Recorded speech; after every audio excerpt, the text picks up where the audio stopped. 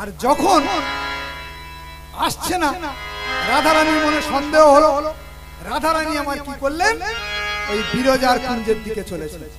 গিয়ে দেখছে যে দ্বারে দাঁড়িয়ে হয়ে আছে শ্রীদাম। শ্রীদাম তো দুই ভাই বলে। শ্রীদামকে বলছে, শ্রীদাম দ্বার ছেড়ে দে। শ্রীদাম বলছে, আমি কেমন ভাবে দ্বার ছাড়ি? আমার দাড়ি হিসেবে রেখেছে, আমি কেমন ভাবে দ্বার ছাড়বো? আমি তো দ্বার ছাড়তে পারবো না। রাধারানী যখন জোর করতে লাগলেন, তখন শ্রীদাম ক্রোধান্বিত হয়ে বাড়ি উত্তোলন। যখন এই আচরণ করলেন, তখন রাধারানী বললেন, শ্রীদাম তুই অসুরের মতো আচরণ করলি, তুই অসুর কুলে জন্মগ্রহণ করবি, অসুর কুলে জন্মগ্রহণ করবি। আর শ্রীদাম তৎক্ষণাৎ কি বললেন, তুমি আমাকে অভিশাপ দিলে বিনা দোষে, আমি তোমায় অভিশাপ দিচ্ছি, তোমাকে কোনোদিন কেউ মা বলে ডাকবে না। দেখেছো মা, রাধারানীকে কিন্তু কেউ মা বলে ডাকে না, শ্রীমতী রাধারানী। তাই যখন এই বচসা চলছে, তখন ভিতরে বিরজা আর ভগবান শ্রীকৃষ্ণ, ভগবান তখন বিরজাকে বলছে, বিরজা তুমি নদী হয়ে বয়ে চলে যাও। বিরজা নদী হয়ে বয়ে চলে যাচ্ছে। আর তৎক্ষণাৎ আমার ভগবান কি করলেন, সর্পরূপ ধারণ করে সেই নদীতে চলেছে। আর ভগবান যখন সর্পরূপ ধরে চলেছে, শ্রীদাম সঙ্গে সঙ্গে ভেক রূপ ধারণ করলো। তাই বলছে কি, মায়া নদী চরে সর্পের মাথায় ব্যাঙের নাচন, ময়ূর কেমন নাচে, ময়ূর কেমন নাচে। সে মায়া নদীর চরে সর্পের মাথায় ব্যাঙের ময়ূর কেমন নাচে, ময়ূর কেমন নাচে। মায়া নদীর চরে সর্পের মাথায় ব্যাঙের নাচন, ময়ূর কেমন নাচে, ময়ূর কেমন নাচে। মায়া নদীর চরে সর্পের মাথায় ময়ূর কেমন নাচে, ময়ূর কেমন নাচে। আমার যখন জন্ম হলো, মা ছিল না ঘরে, পিতায় আমার জন্ম দেয় নাই, জন্ম দিল পরে, জন্ম দিল পরে। আমার যখন জন্ম হলো, মা ছিল না ঘরে,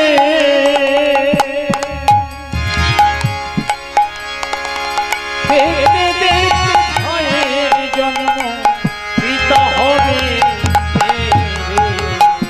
পিতা হবে ফিরে। ওমা কি বলছে, আমার যখন জন্ম হলো, মা ছিল না ঘরে, পিতা আমার জন্ম দেয় নাই, জন্ম দিল পরে। বাল্মীকি মুনির আশ্রমে, বাল্মীকি মুনির কাছে সীতা দেবী তো রয়েছে, আপনারা জানেন। তাহলে সীতা দেবী লবকে বাল্মীকি মুনির কাছে রেখে আর জল আনতে চলে গেল। যখন জল আনতে গিয়েছে, যাওয়ার আগে বলছে, বাল্মীকি মুনিকে বলছে, বাবা তুমি আমার লবকে দেখো বলে আর জল আনতে চলে গেছে। এখন বাল্মীকি মুনি তপস্যা করছে, আর ওই লব মায়ের পিছনে পিছনে চলে গেছে। এবার কিছুক্ষণ পরে ধ্যান ভেঙে বাল্মীকি মুনি দেখছে যে লব তো নেই, তাহলে মা সীতা এলে আমি জবাব দেবো কিভাবে? তাই বাল্মীকি মুনি কি করলেন, এই কোষাকুষি দিয়ে একটা কুশ তৈরি করলেন, হুবহু একদম লবের পাশে বসিয়ে রেখেছে। আর কিছুক্ষণ পরে যখন সীতা দেবী জল নিয়ে গৃহে ফিরছেন, তখন দেখছে তার সঙ্গে সঙ্গে ওই লব আসছে। তখন বাল্মীকি মুনি ওই কুশকে ধরে মারতে যাবে এমন সময় সীতা দেবী ছুটে আসছে, পিতা পিতা, পিতা। এই আমার লোভ, এই আমার কুশ। তাহলে লোভ এর খেলার সাথী কেউ নেই, আজ থেকে কুশ হচ্ছে ওর খেলার সাথী।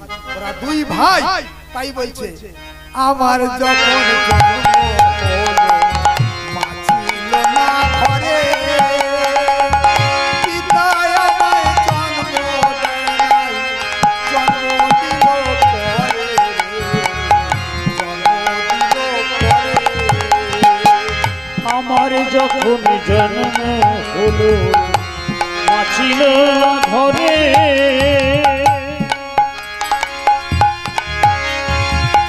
পিতা আমার জন্ম দেয়নি, জন্ম দিল পরে রে, জন্ম দিল পরে। এক মায়া নদীর তীরে সর্পের মাথায় ব্যাঙের নাচো, ময়ূর কেমন নাচে রে, মায়া নদীর চরে সর্পের মাথায় ব্যাঙের নৃত্য, ময়ূর কেমন নাচে রে, ময়ূর কেমন নাচে। ও এক ৮০ বছরের বুড়ি দাদা বামে কাটে শিখে, ছেলের সনে পীড়িত করে মরে মনের দুঃখে রে, মরে মনের দুঃখে। ৮০ বছরের বুড়ি রে ভাই, বামে কাটে শিখে, ছেলের সঙ্গে পীড়িত করে মরে মনের দুঃখে, মরে মনের দুঃখে। ওমা ৮০ বছরের বুড়ি দাদা বামে কাটে শিখে, ছেলের সনে পীড়িত করে মরে মনের দুঃখে। তার মানেটা কি মা? কার্তিক দেবতাদের মধ্যে এত রূপবান, এত সুন্দর দেখতে, কার্তিকের রূপ দেখে সন্তুষ্ট হয়ে মা দুর্গা আর থাকতে পারলেন না। মা দুর্গা ওই কার্তিকের প্রেমে পড়ে গেলেন, তাই কার্তিককে চাইলেন। কার্তিক মায়ের এই প্রস্তাব কিভাবে মেনে নেবে? তাই কার্তিক বলল যে ঠিক আছে মা, আমি তোমার মনোবাসনা পূর্ণ করব, কিন্তু যদি কোনো পশু পাখি ডেকে ওঠে তাহলে কিন্তু আর আমাদের মিলন হবে না। বেশ, তাই হবে। গভীর রজনীতে এইবারে কার্তিক কি করলো? ময়ূরকে বলল, ময়ূর তুই আমাকে বাঁচা, এই মাতৃজনিতে আমার সব শেষ হয়ে যাবে।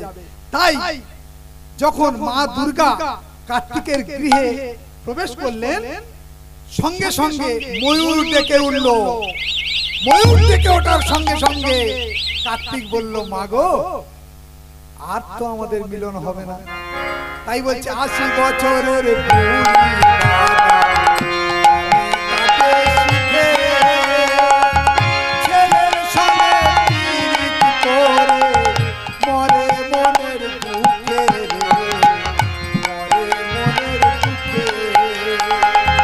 ৮০ বছরের বুড়ি রে ভাই, বামে কাটে শিখে, ছেলের সঙ্গে পীড়িত করে মরে মনের দুঃখে রে, মরে মনের দুঃখে। তিনজনেতে করলো চুরি, মালিক করলো ধরা, হাইকোর্টের বিচারে তিনজন উকিল পড়লো মারা রে, উকিল পড়লো মারা। চোর গেল চুরি করিতে, মানিক পড়ল ধরা, হাইকোর্টে বিচার করে তিনজন হাকিম পড়ল মারা রে, হাকিম পড়ল মারা। ওমা, চোরাই গেল চুরি করতে, মালিক পড়লো ধরা, আর হাইকোর্টের বিচারে তিনজন উকিল পড়লো মারা। এর অর্থটা কি মা? চোরাই গেল চুরি করতে। আমার বাবা যখন মায়ের কাছে গেল মিলন করতে, কিন্তু চুরি করে গেল। আর সেই সময় তিনজন ধরা পড়লো, জ্ঞান, বিবেক আর বুদ্ধি তিনজন অচৈতন্য হয়েছিল। তাই বলছে চোরাই গেল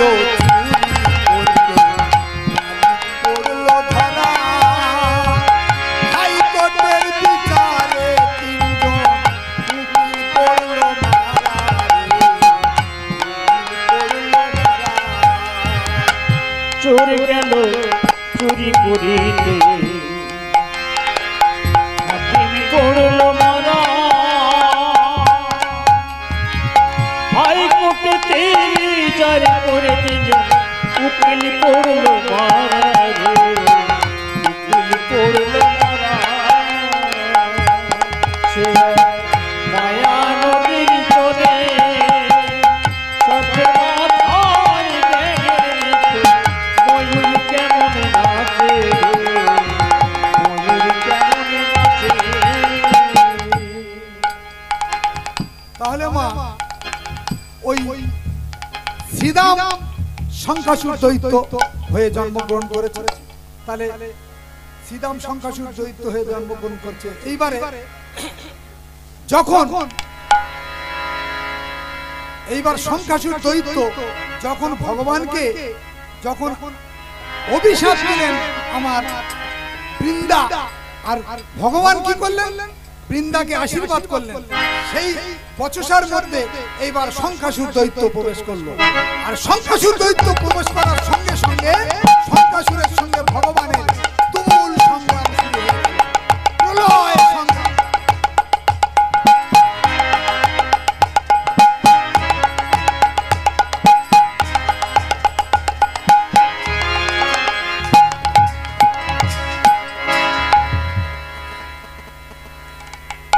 প্রলয় সংগ্রাম শুরু হয়ে গেল।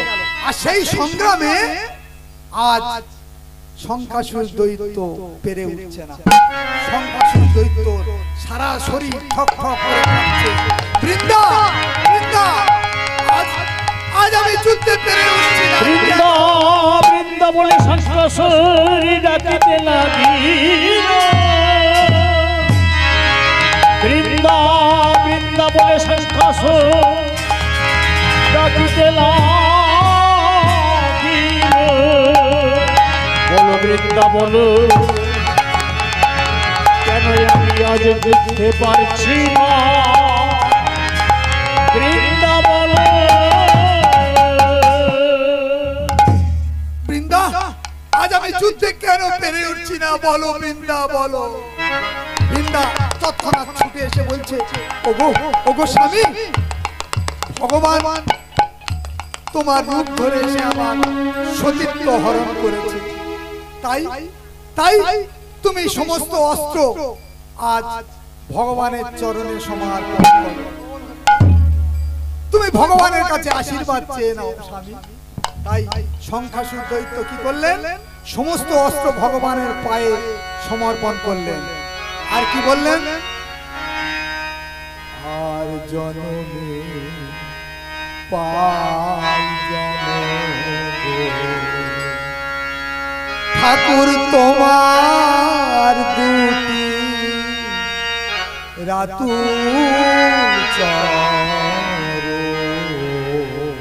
অর্জনে পাই যেন, অর্জনে পাই যেন তোমার দুটি, তোমার দুটি রাত। আর জনমে পাই যেন ঠাকুর তোমার দুটি রাঙা চরণ। আর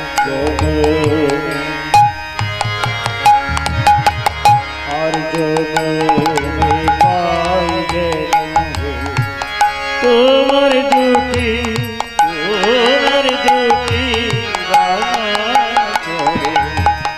আর জনমে পাই যেন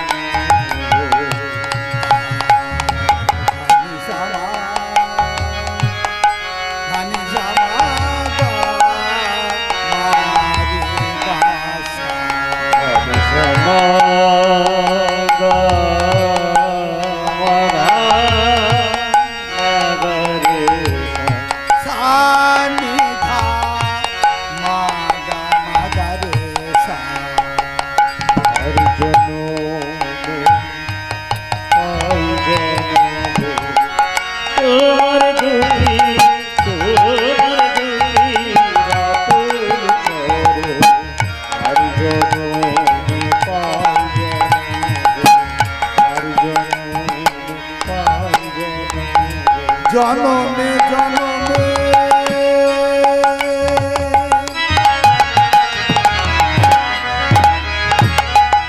রাঙা চরণে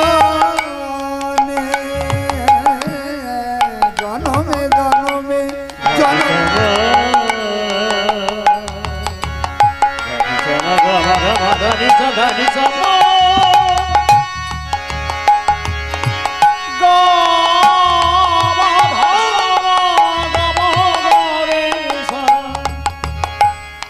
জনমে জনমে রাঙা চরণ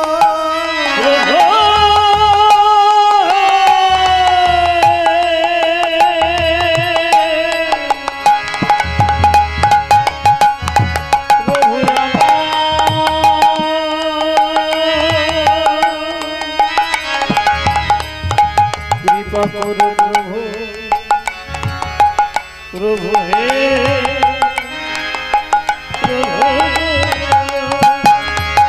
জনমে জনমে রাঙা চরণে জনমে জনমে রাঙা চরণে পাই যেন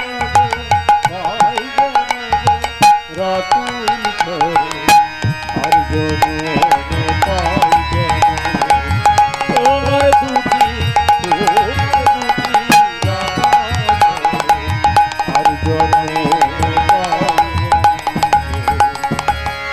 ঠাকুর তোমার দুটি রাঙা চরণ। ভগবানের পায়ে সমস্ত অস্ত্র ত্যাগ করলেন ওই শঙ্খাসুর দৈত্য। আর আমার ভগবান কি করলেন? শঙ্খাসুরকে আশীর্বাদ করলেন। বলো শঙ্খাসুর, আমার গুরু ভাই মঙ্গল কোথায়? ওগো প্রভু, আপনার গুরু ভাই মঙ্গল সেই মায়ার জগতে এক মালিনীর গৃহে মালিনীর পুত্র হিসেবে জন্মগ্রহণ করেছে। নাম তার বিজয়। বিজয় মায়ের কাছে ওই মালা গাচ্ছে। মায়ের কাছে মায়ের সঙ্গে বিজয় মালা গাচ্ছে। আর আমার ভগবান কৃষ্ণ কি করলেন? চলে গেলেন সেই যমরাজের কাছে, যে ওই বিজয়কে ফিরিয়ে এনে দিতে হবে আমার গুরু ভাই মঙ্গলকে। তাই চিত্রগুপ্তকে পাঠানো হলো। চিত্রগুপ্ত গিয়ে দেখছে যে মায়ের কাছে সুন্দরভাবে সেই বিজয় মালা গাচ্ছে আর হরিনাম করছে।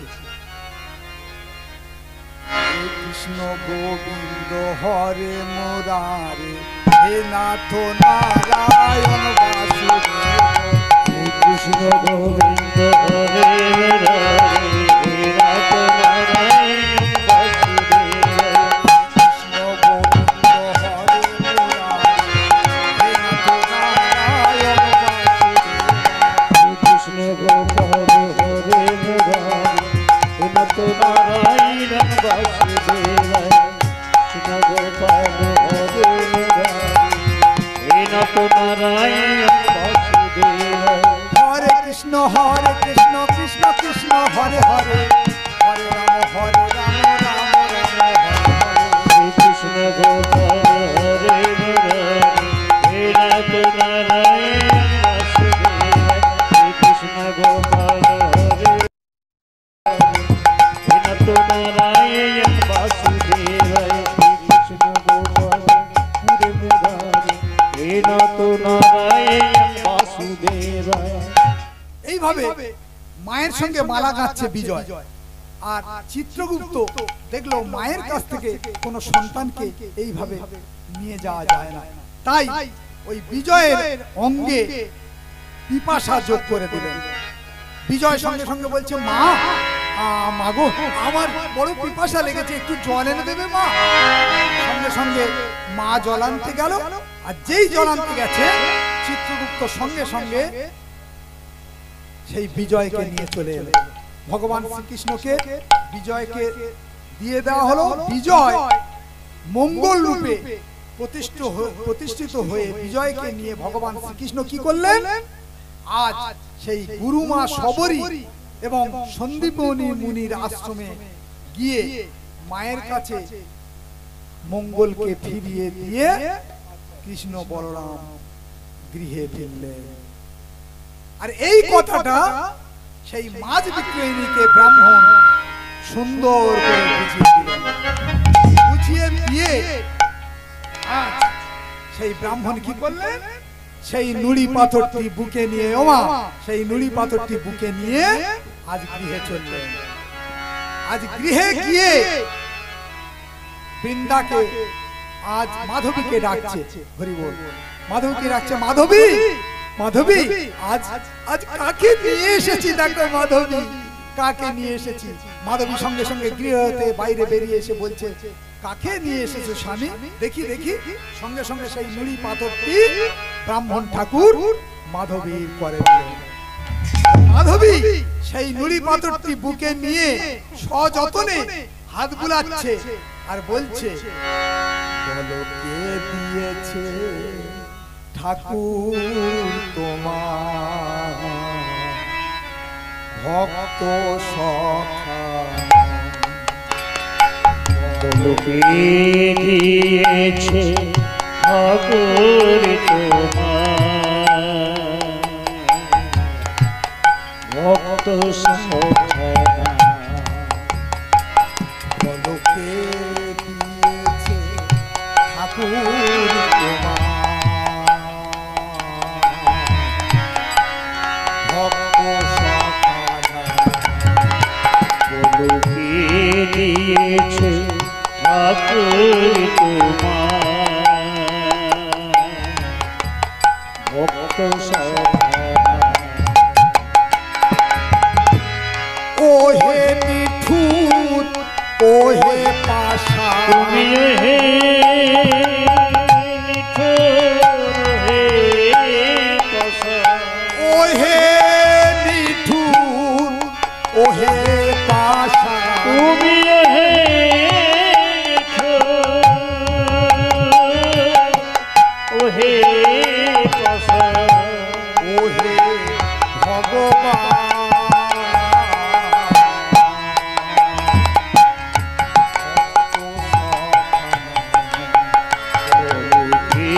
দিয়েছে ঠাকুর তোমার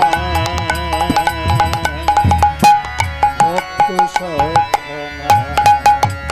বলিবে হে নিঠুর ওগো পাশা, ও হে নিঠুর ওহে পাশা, ওহে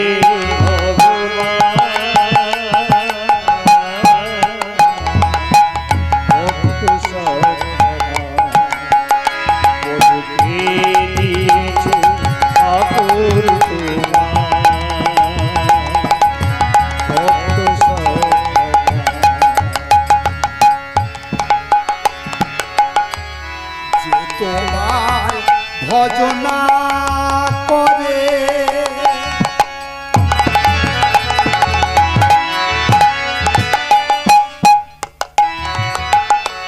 তারে তুমি রাখো দূরে। তোমারে ভজনা করে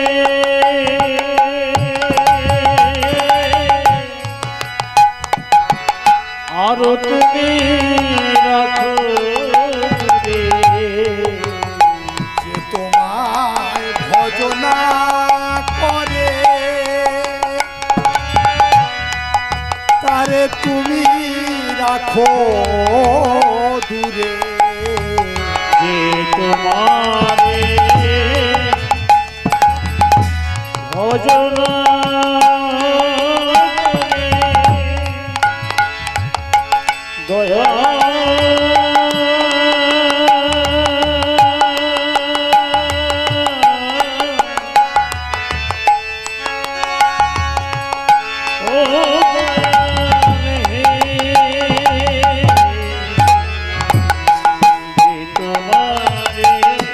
ভজনা করে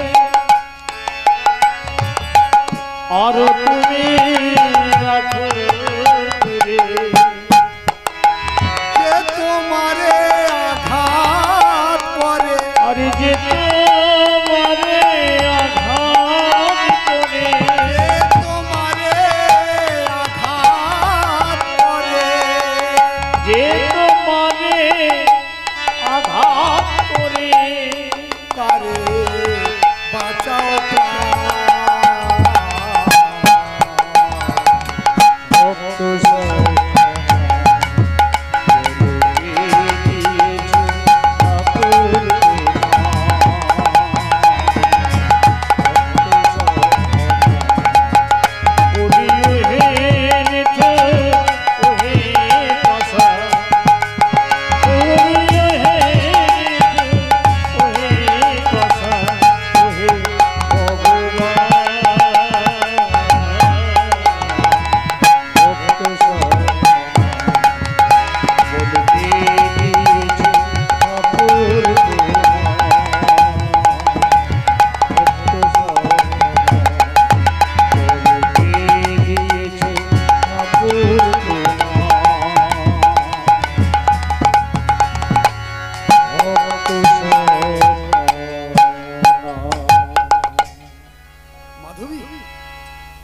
দেখো মাধবী সঙ্গে সঙ্গে সেই ভগবানকে নিয়ে সুন্দর করে সিংহাসনে বসালো আর সিংহাসনে সেই নুড়ি পাথরটি প্রতিষ্ঠা করে বসিয়ে আর মাধবকে ডাকছে, মাধব, ওরে মাধব, শোন শোন, আজ সুন্দর করে ঝুড়ি ভর্তি করে ফুল তুলে নিয়ে আয়, আমরা নতুন ভগবানের পূজা করব। তাই মাধব আজ ফুলের ঝুড়িটি নিয়ে ফুল তুলতে চলেছে আর মধু আচার্য ব্রাহ্মণ ভিক্ষায় বেরিয়ে গেলেন। এইবার মাধব ফুলের ঝুড়ি নিয়ে বাগানে গিয়ে দেখছে যে বাগান সুন্দর হয়ে ফুলে সুসজ্জিত হয়ে আছে, কত রকমের রং বেরঙের ফুল ফুটে আছে। তাই মাধব কি করলেন, মাধব সেই ঝুড়িকে নিয়ে আর আজ হরি গুণগান কীর্তন করতে করতে ফুল তুলছে। কেমন ভাবে, কৃষ্ণ কেশব কৃষ্ণ কেশব কৃষ্ণ কেশব তাহিমা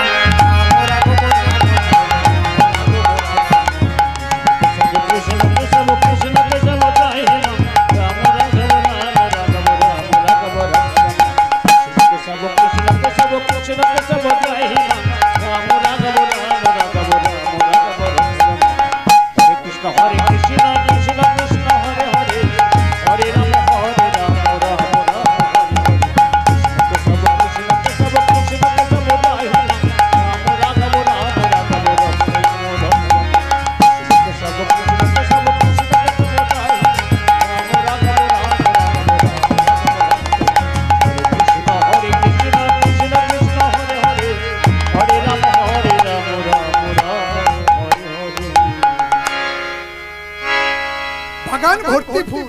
তাই মাধব ঝুড়ি ভর্তি করে ফুল তুলেছে আর সেই ফুলগুলি নিয়ে মাধব গৃহে ফিরল। গৃহে ফিরে ফুলগুলি নিয়ে মাধব মাকে দিয়ে বলছে, মা এই নাও ফুল। মাধবী সেই ফুলগুলি নিয়ে আজ নতুন ভগবান সেই নুড়ি পাথর প্রতিষ্ঠিত পাথরকে সুন্দর করে পূজা দিলেন। আর মধু আচার্য ব্রাহ্মণ গৃহে ফিরে বলছে, মাধবী মাধবী, তোমার পূজা সমাপ্ত হয়েছে? হ্যাঁ স্বামী। বেশ, তাহলে আমাদের প্রসাদ দাও। এই বলে আসন পেতে মধু আচার্য ব্রাহ্মণকে সেবা দিলেন। মধু আচার্য ব্রাহ্মণ সেবা গ্রহণ করে শয়নে চলে গেলেন। আর এদিকে মাধবকে সেবা দিয়ে মাধবী সেবা গ্রহণ করে শয়নে চলে গেলেন। গভীর রজনীতে স্বপ্ন দেখছে মধু আচার্য ব্রাহ্মণ। ব্রাহ্মণ করেছিস? তুই আমাকে কিসের জন্য নিয়ে এসেছিস? আমাকে তুই ফিরিয়ে দিয়ে আয়। মধু আচার্য ব্রাহ্মণ বলছে, ঠাকুর, আজ তোমায় যখন পেয়েছি আমি আর ফিরিয়ে দেব না। মধু আচার্য ব্রাহ্মণ, তুই যদি আমাকে না ফিরিয়ে দিয়ে আসিস তাহলে আমি তোর কিন্তু সব অংশ সব শেষ করে দেব। মধু আচার্য ব্রাহ্মণ ঠাকুরকে কিছুতেই ছাড়তে রাজি নয়। মধু আচার্য ব্রাহ্মণ ঘুমিয়ে পড়লেন। আর প্রভাতে উঠে যখন মধু আচার্য ব্রাহ্মণ গোয়াল ঘরের দিকে গেলেন, গিয়ে দেখলেন গোয়াল ঘরে মা সেই গাভীটি মরে পড়ে আছে। মা, এ কি গাভীর কি হলো? মাধবী, মাধবী, মাধবী ছুটতে ছুটতে এলো। দেখো মাধবী, আমাদের আমাদের সুন্দর গাভীটির কি হয়েছে দেখো। মাধবী গাভীর গায়ে হাত বুলিয়ে দিচ্ছে আর বলছে, কাঁদছে, ওগো স্বামী, তুমি নতুন ঠাকুরকে আমার গৃহে নিয়ে এলে আর আমার গৃহ থেকে গাভীটি চলে গেল। যে গাভীর দুগ্ধ দিয়ে আমি ভগবানকে সেবা দিতাম, সেই ভগবান গাভীকে নিয়ে নিল। মধু আচার্য ব্রাহ্মণ চিন্তা করছে, ঠাকুর আমার পরীক্ষা নিচ্ছে, বেশ আমি দেখতে চাই কত পরীক্ষা নিতে চায়। তাই মধু আচার্য ব্রাহ্মণ মাধবীকে বুঝিয়ে বলছে, মাধবী, এই পৃথিবীতে আমরা কেউ চিরস্থায়ী নয়।